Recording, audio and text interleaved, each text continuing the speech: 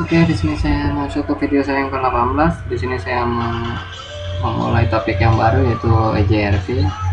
Namun pada video kali ini masih konfigurasi dasar, jadi basically ini yang bersama dengan konfigurasi dasar pada Linux.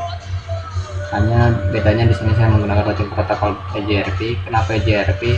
Ya di sini karena EJRP itu lebih kompleks, kemudian lebih cepat dalam perhitungan konvergensinya, kemudian dia juga lebih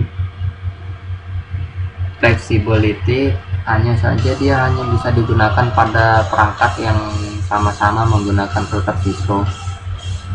Jadi di sini EJRP ini dengan administrative distance-nya yaitu 90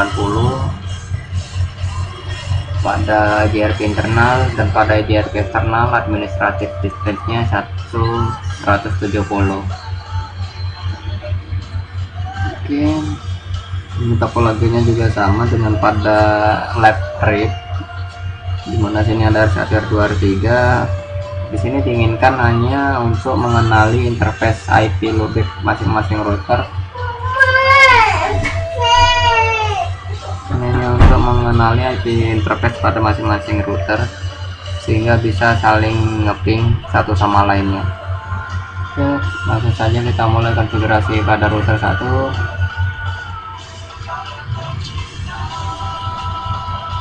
Ini konfigurasi dasar ini akan saya gunakan pada lab-lab selanjutnya.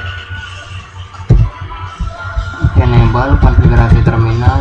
Saya mulai dari interface terlebih kenal dengan IP address 1/32, kemudian interface serial 00 kalau nggak salah, ya benar, interface serial 00 shutdown, IP address 12.12.12.1/24. Nah, di sini saya masuk ke router EJRP. Yang perlu diingat di EJRP yaitu kita harus memasukin autonomous system dari EJRP tersebut, dimana autonomous system ini harus sama pada router-router tetangganya. Misalkan saya menggunakan autonomous systemnya yaitu 9, maka nanti pada router 2 dan router 3 juga menggunakan autonomous system 9. Kemudian saya advertise network interface loadbacknya.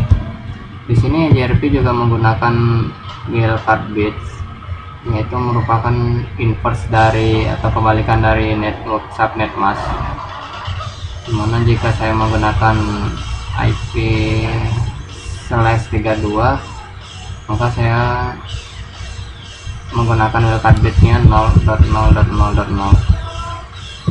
kemudian network serial 00 nya yaitu 12.12.12.1.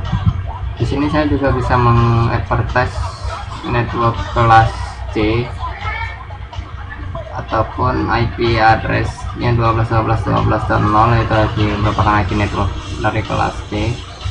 Namun di wildcard bitnya saya menggunakan 0.0.0.0.255.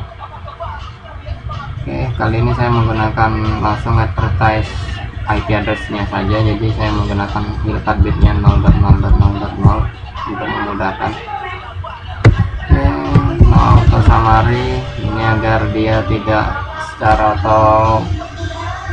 otomatis di summarize. Oke, kasih dulu sementara. Hanya itu saja untuk konfigurasi dasarnya pada router 1. Selanjutnya pada router 2.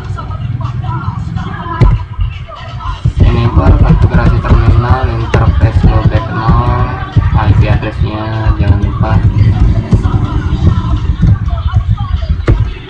kemudian interface serial 00, no shutdown juga jangan lupa untuk mengaktifkannya, IP address 12.12.12.2/24, kemudian interface F10 dengan IP address 23.2/24 juga. Kemudian masuk ke router EJRP. Di sini saya mengisikan 9 sama dengan autonomous system pada router 1. Kemudian saya advertise network interface loadbacknya. Selanjutnya network serial 00 2, kemudian network 23, no auto. Oke, selanjutnya saya masuk ke router 3, mobile konfigurasi terminal, interface loopback 0, IP addressnya 3/32, kemudian interface F06. Pada interface loopback 00 saya tidak menggunakan mouse shutdown karena dia interface loopback itu tidak akan pernah shutdown.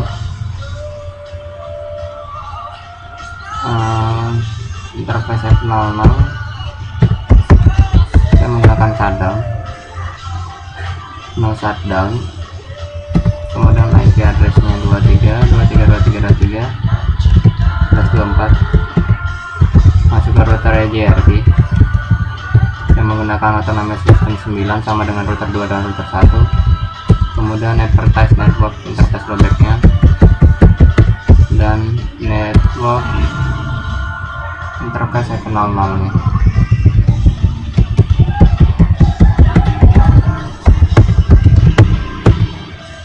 Ini masih sederhana konfigurasi dasarnya, kita hanya perlu mengkonfigur interface masing-masing, kemudian kita masuk ke router EJRP, lalu mengadvertise IP address yang ada pada interface yang masing-masing ada pada router.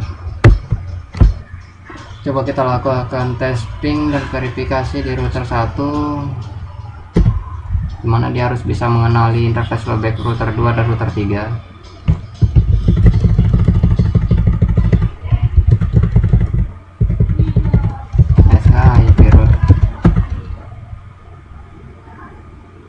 Terlihat di sini pada routing tabelnya dia sudah mengenali interface loopback router 2 dan router loopback router 3. Ya di sini dia D karena itu adalah simbol dari EJRP. Kemudian dengan administrative distance 90 merupakan administrative distance-nya EJRP.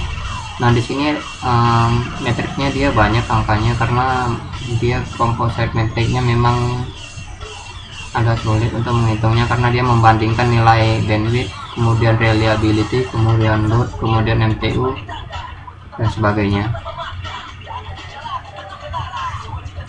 Coba kita lakukan testing,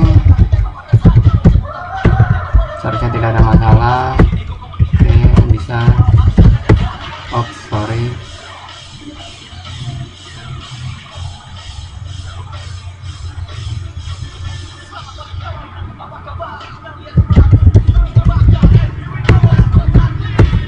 Oke ya, bisa.